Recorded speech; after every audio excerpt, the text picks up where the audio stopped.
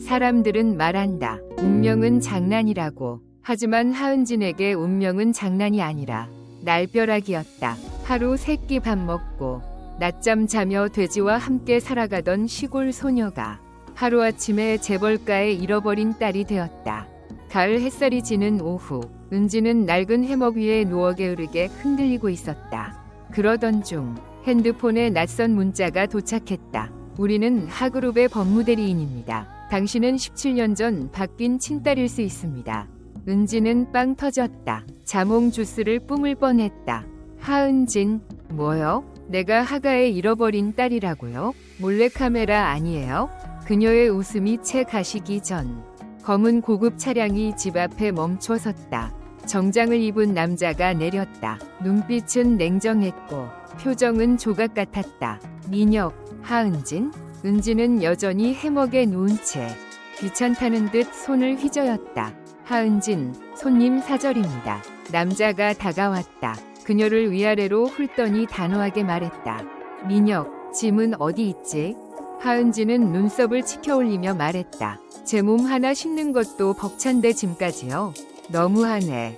그녀는 고작 핸드폰 하나, 간식 하나, 그리고 달아빠진 슬리퍼만 챙겼다. 그리고 몇 시간 뒤, 그녀는 하가의 대저택 앞에 서 있었다. 황금빛 조명이 비추는 저택 안에는 그녀가 전혀 상상하지 못한 세계가 기다리고 있었다. 대저택 안으로 들어서자 부드러운 목소리가 울려 퍼졌다. 신혜린, 오빠, 드디어 오셨네요. 강이모, 제가 부탁한 닭죽 가져다 주세요. 오빠 많이 피곤하셨을 거예요. 그녀의 시선이 은진에게로 향했다. 미소를 지었지만 눈빛은 얼음 같았다. 신혜린, 아, 은진 언니 오셨군요. 미안해요. 너무 반가워서 그만. 하은진은 하품을 하며 무심하게 고개를 끄덕였다. 하은진, 다 소개 끝났어요?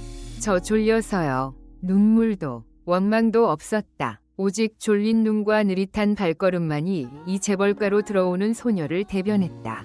대문이 닫히고 이야기는 이제 시작이었다. 이곳에서 진실과 거짓, 사랑과 배신이 얽히는 드라마가 펼쳐질 것이다. 하나는 달콤함을 연기하고 하나는 진짜를 침묵으로 말한다. 대조는 그렇게 시작되었다. 하은진이 하가에 돌아온 첫날 아침, 알람 소리가 아니라 정중하지만 급한 노크 소리에 잠에서 깼다.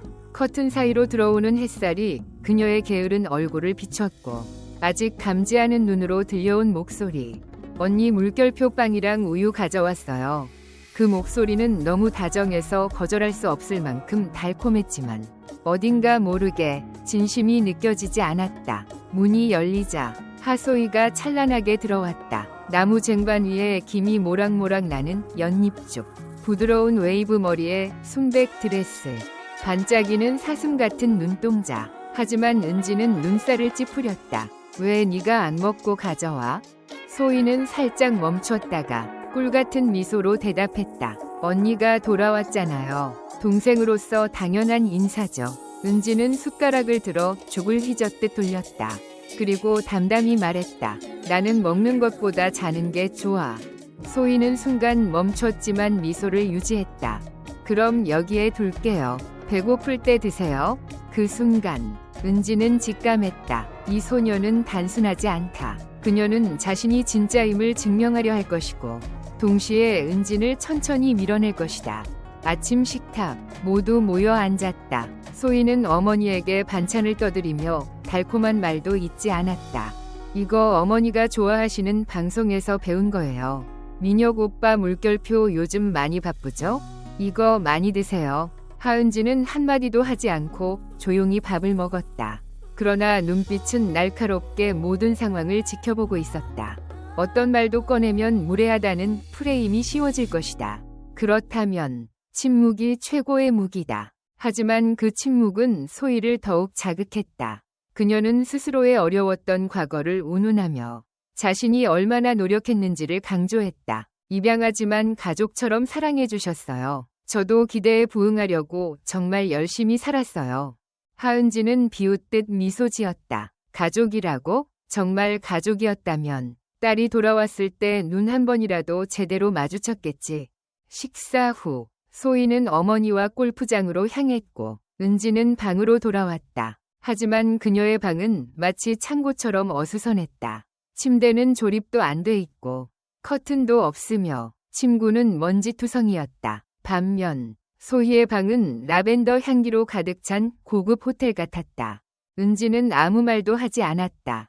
바닥에 얇은 이불을 깔고 누우며 중얼거렸다. 그들은 진짜 나를 원하는 게 아니야.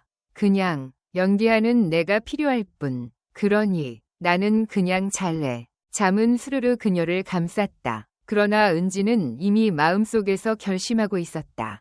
이 싸움은 조용히, 천천히, 그리고 누군가는 분명히 무너질 것이다. 사람들은 내가 먹고 자는 것만 한다고 믿었기에 천재가 무능의 탈을 쓰고 나타날 줄은 몰랐다. 하은지는 일주일 내내 무표정한 얼굴로 조용히 식사하고 자는 일만 반복했다. 그러나 그 이면에서 그녀는 전 세계 연구소와 이메일을 주고받고 복잡한 논문을 영어, 일본어, 심지어 독일어로 검토하고 있었다. 그것도 휴대폰 하나로. 어느 저녁 국가기술연구소에서 편지가 도착했다. 모두가 하소희에게 온 것이라 여겼다. 하지만 수신이니 하은진? 어머니의 목소리가 떨렸다. 소희는 젓가락을 떨어뜨렸다. 편지에는 이렇게 적혀 있었다. 하은진 양은 국제 A+ 등급 연구 사편이 제1저자로 국가생물학 응용 프로그램에 정식 선발되었습니다. 식탁 위 공기가 얼어붙었다. 은지는 조용히 숟가락을 내려놓으며 말했다.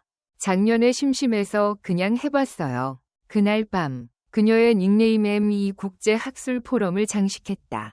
14살에 만든 생태 시뮬레이션 게임은 현재 미국 명문 대학 교재로 채택되었고 전 세계 50만 명 이상이 플레이 중이다. 민혁은 믿기 어려웠다. 그녀의 이메일과 M이라는 닉네임이 동일했다. 조용히 그녀의 방에 들어갔을 때 코드가 화면을 가득 채우고 있었다. 너 M이야? 응. 왜 지금껏 말 안 했어? 아무도 듣고 싶어 하지 않았으니까. 입학 첫날 교사가 고난도 문제를 냈지만 아무도 나서지 않았다.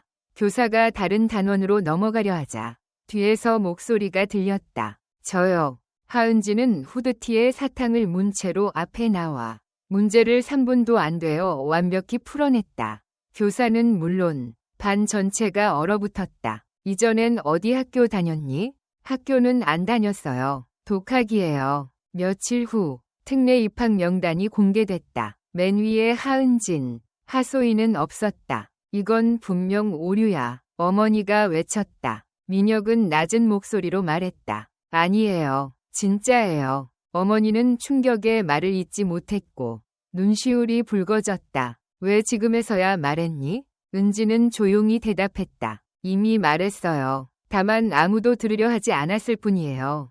빛이 올바른 곳을 비추면 한때 쓸모없다 여겼던 존재가 모두의 눈을 멀게 만든다. 특례 입학 명단이 공개된 후 하가의 저택은 숨막히는 침묵에 휩싸였다.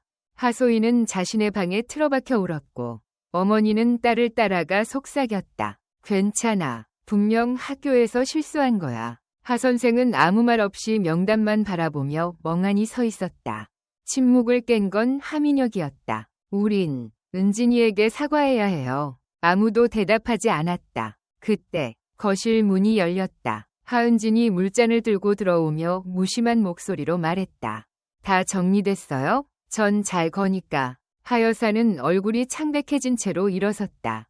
미연아, 너 그렇게 뛰어난 줄 몰랐어. 진작 말했으면 이미 말했어요. 은진이 차갑게 잘랐다. 하지만 아무도 들으려 하지 않았죠. 정적이 흘렀다. 그때 집사장이 들어와 말했다. 내일 아침 학교에서 가족 면담을 요청했다는 것. 이유는 특례 명단의 적법성에 대한 이의 제기. 누가 요청했는지는 말하지 않아도 알 수 있었다. 다음 날 아침 학교 교장실. 공기마저 날카로웠다. 공정교장은 하소희를 뚫어지게 쳐다보며 물었다. 당신이 의심한 거죠? 소희는 고개를 숙이고 작게 말했다. 언니가 학교를 다닌 적이 없어서 혹시 누군가의 기회가 빼앗겼을까 봐. 은지는 미소 지었다. 조소에 가까운 미소였다. 공정교장은 아무 말 없이 서류 뭉치를 책상 위에 올려놓았다.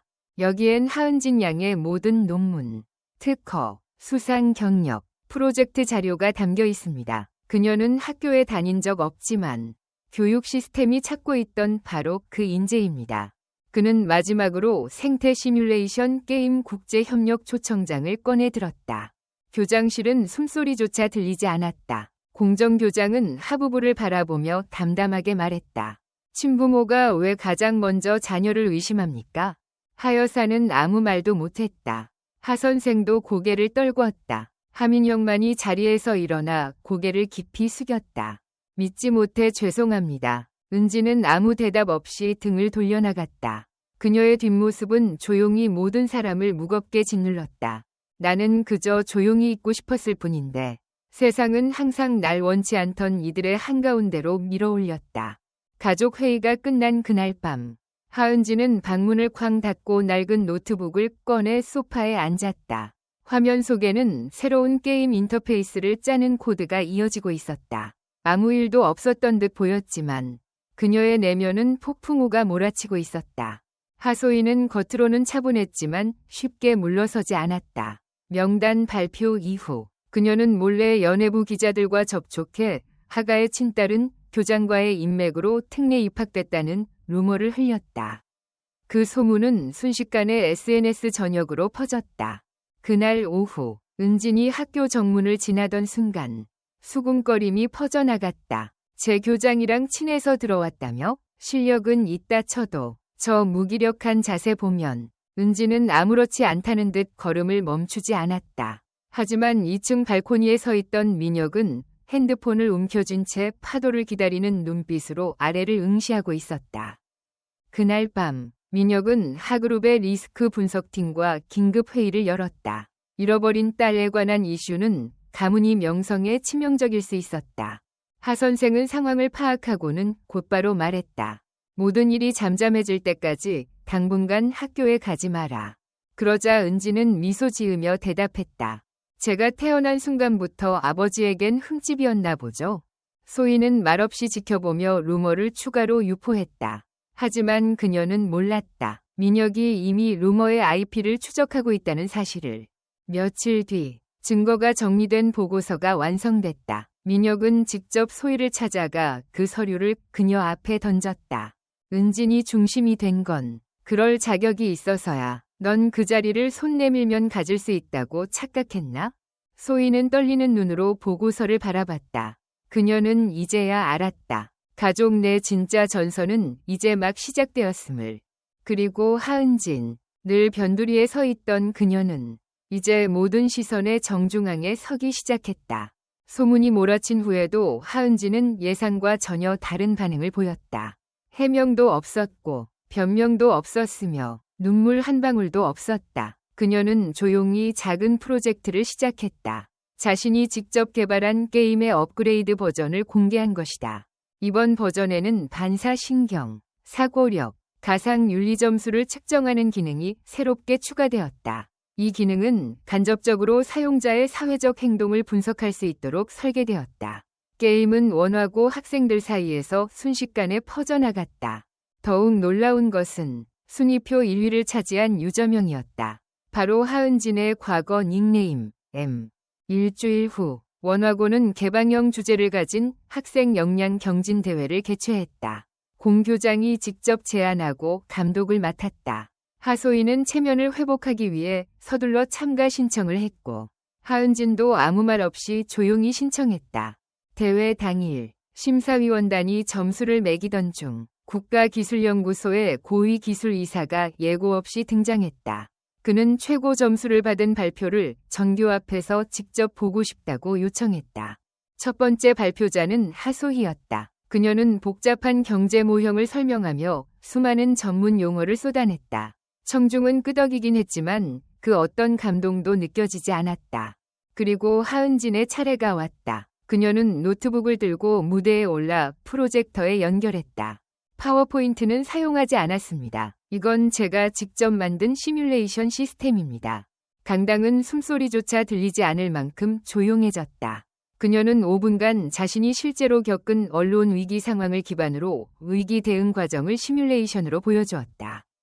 변명이나 감정 호소는 없었다. 오직 데이터, 알고리즘, 그리고 AI 반응뿐이었다. 처리 과정 하나하나가 마치 날카로운 칼날처럼 위선의 가면을 벗겨내는 듯했다.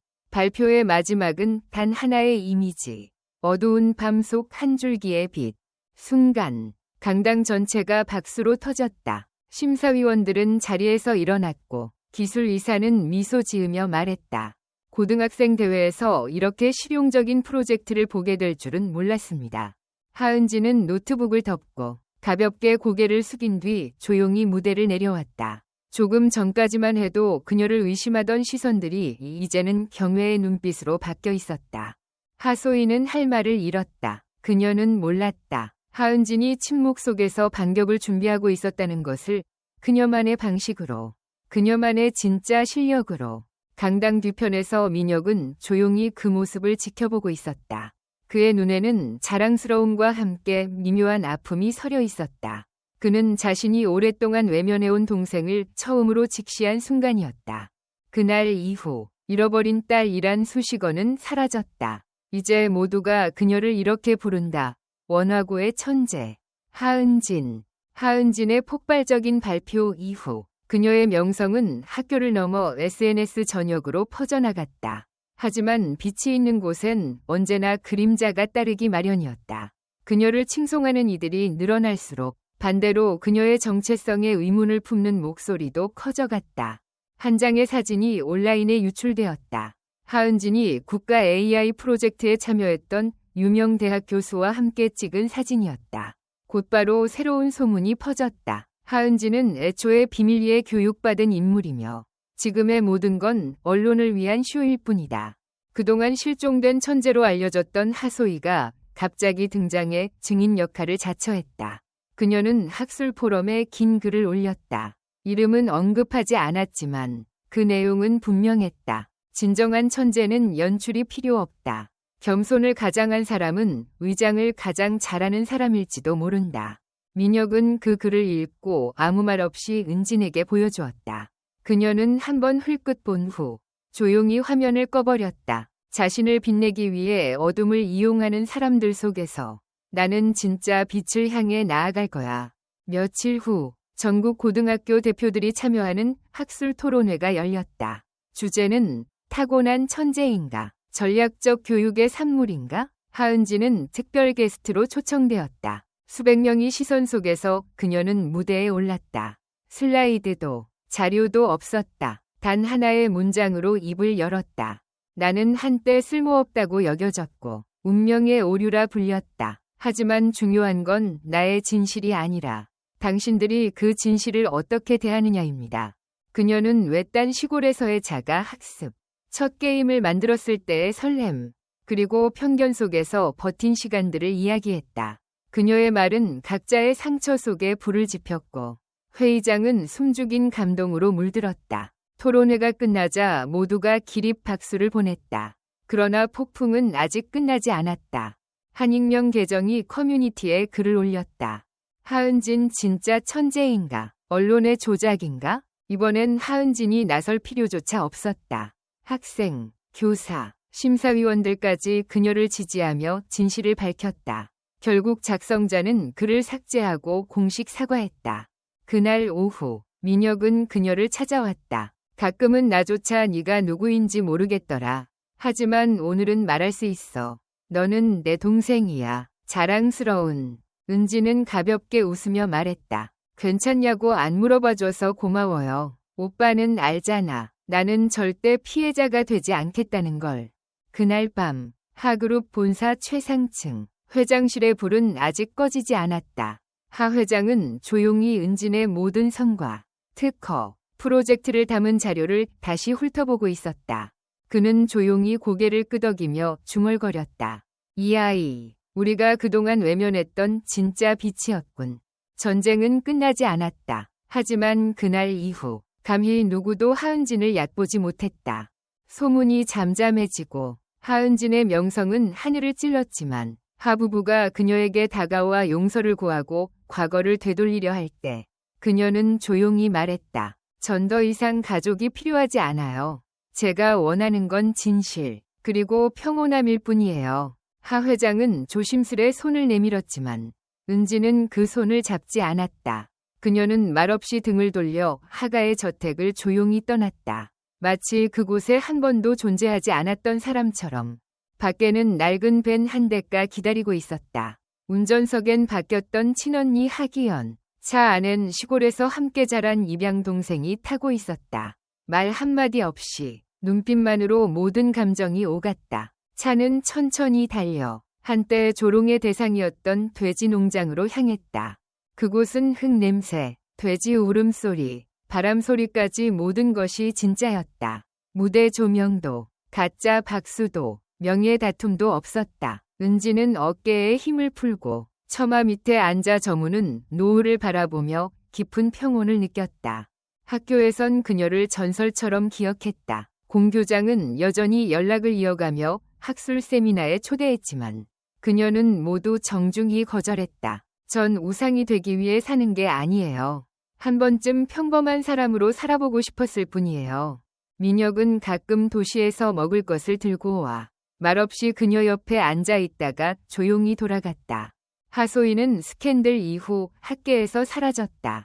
그녀가 해외로 떠나 새 삶을 시작했다는 소문만 남았다. 하 부인은 모든 것이 지나간 뒤 명절마다 시골로 꽃을 보냈다. 발신인은 적혀있지 않았다. 하은진의 삶은 스포트라이트 속에서 끝나지 않았다. 그녀가 스스로 선택한 곳에서 끝났다. 작고 평범한 집, 시끄러운 돼지우리, 그리고 명예도 조건도 없이 그녀를 진심으로 사랑해주는 사람들이 있는 곳. 그리고 어쩌면 그것이 그녀의 인생에서 가장 아름다운 승리일지도 모른다. 자신이 원하는 삶을 선택한 것. 그해 여름, 하은지는 예전보다 일찍 일어났다. 더 이상 이불 속에 파묻혀 있지도 않았고 소파에 누워 빈둥대지도 않았다. 오늘 그녀는 하기연 언니와 입양 동생과 함께 직접 설계한 새로운 관계 시스템을 점검하러 밭으로 나갔다. 농장 생활은 이제 더 이상 흙냄새만 가득하지 않았다. 웃음소리로 가득 찼다. 저녁이면 세 사람은 처마 밑에 앉아 옥수수차를 마시며 도시 아이들을 위한 체험 교육 농장으로 확장할 계획을 이야기하곤 했다. 그 생각만으로도 은진의 입가에는 미소가 번졌다. 마을 사람들 사이에서 그녀는 천재가 아니었다. 그저 돼지를 돌보는 진씨였다. 이웃의 물펌프를 고쳐주고 누군가 바쁠 때 아이를 대신 봐주는 사람이었다. 과거의 수군거림은 사라지고 대신 따뜻한 눈빛과 진심 어린 신뢰가 자리 잡았다. 어느 비 오는 오후 돼지 우리를 청소하던 은진 위로 파란 우산이 드리워졌다. 고개를 들자 민혁이 서 있었다. 왔어요? 그는 대답하지 않고 조용히 우산만 씌워주었다. 그날 이후 민혁은 가끔 마을로 내려왔다. 값비싼 셔츠나 반짝이는 구두는 없었다. 대신 청바지를 입고 함께 진흙을 뒤집었으며 우리를 고치고 풀을 베었다. 조용하지만 따뜻했다. 별이 가득한 어느 밤 두 사람은 흙둑 위에 나란히 앉아 있었다. 만약 모든 걸 다시 시작할 수 있다면 난 여전히 너를 우리 가족으로 맞이하고 싶어. 하지만 지금이라면 내 곁에 있는 사람이고 싶어. 어떤 위치도 필요 없어. 그저 널 이해하고 들어주는 남자로. 은지는 그를 오래 바라보다가 고개를 살짝 끄덕였다. 화려한 고백도, 다이아몬드 반지도, 성대한 결혼식도 없었다. 하지만 몇 달 후 마을 사람들은 모두 알게 되었다. 하은진에게는 이제 함께할 사람이 생겼다는 걸. 그 남자는 그녀보다 나은 사람은 아니었지만 논두렁을 함께 건너고 처마 밑에서 함께 자고 그녀가 조용히 있고 싶을 때 말없이 곁을 지켜주는 사람이었다. 하은진의 행복은 명성이 아니었다. 비 오는 날 오후의 부드러운 눈빛, 소박한 저녁 밥상 위의 웃음, 그리고 스스로에게 정직하게 사는 삶이었다. 그것이야말로 세상에게 외면당했던 한 소녀가 마침내 자신을 찾아낸 가장 평범하면서도 아름다운 결말이었다. 가을 중순, 선선한 바람이 창틈 사이로 스며들던 어느 날, 하은지는 손글씨로 적힌 편지 한 통을 받았다. 익숙한 공교장의 글씨였다. 장학금도, 명예도, 학업도 언급하지 않았다. 오직 한 문장, 네가 아직 도전할 마음이 있다면 새로운 세대를 이끌어줄 사람이 필요하다. 은지는 즉시 답장을 하지 않았다. 그러나 며칠 후 그녀는 조용히 짐을 꾸렸다. 이번엔 떠나기 위한 것이 아니라 다시 돌아가기 위한 준비였다. 단, 이번에는 주체로서 그녀는 예전 학교로 돌아왔다. 예전엔 의심의 눈초리를 보냈던 선생님들, 호기심 어린 시선으로 바라보던 학생들이 이제는 환영의 박수를 보냈다. 이번엔 학생이 아닌 도시 전역의 우수 학생들을 위한 기술 워크숍의 특별 게스트로서 무대 위에서 은지는 이야기했다. 신분이 뒤바뀐 채 돼지우리 속에서 자란 소녀가 어떻게 직접 게임을 설계하고 특허를 등록하며 결국 스스로 명예를 등진 선택을 했는지를. 모두가 정상에 올라야 자신을 증명할 필요는 없어요. 저처럼 그냥 나답게 사는 것만으로도 충분히 큰 싸움이거든요. 그날의 강연은 수백 명의 학생들의 마음을 움직였다. 한 학생이 물었다. 부유한 가족을 거절한 걸 후회하지 않으세요?